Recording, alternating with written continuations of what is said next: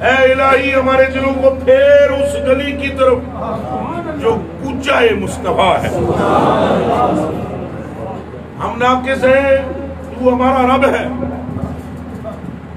اور ہم گناہگار ہیں، تو پروردگار ہے.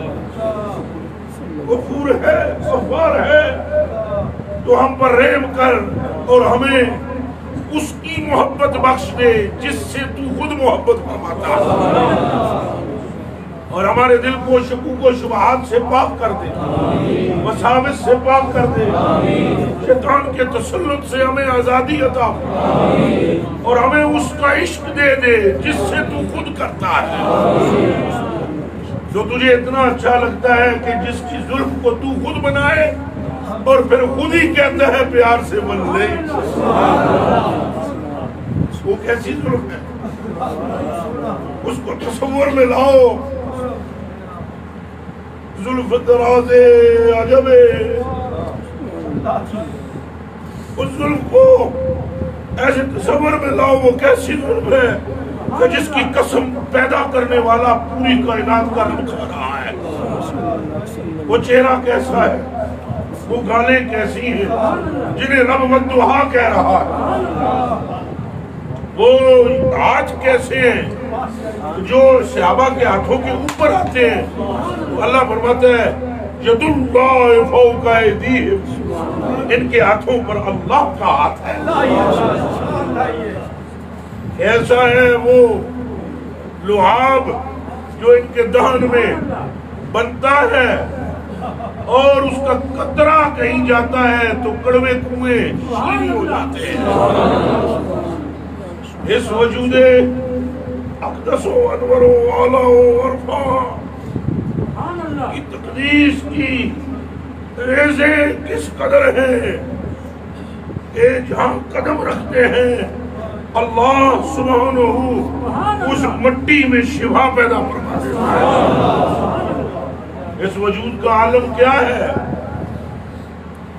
کہ حوض فرماتے ہیں، ہماری امی عائشہ فرماتی ہیں، ام المومنین رضی اللہ تعالیٰ عنہا وہ فرماتی ہیں حضور نے فرمایا ریقت بعدنا وتربت وردنا یشفا سقیمنا باذن ربنا.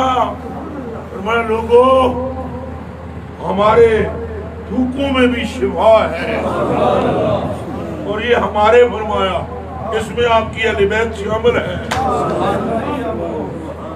ہمارے لعابوں میں شفا ہے. میں تربت وردنا، قرآن مقدس میں اللہ نے فرمایا ارض اللہ ہے، یہ زمین اللہ کی ہے. اللہ کی ساری زمین میں شفا نہیں.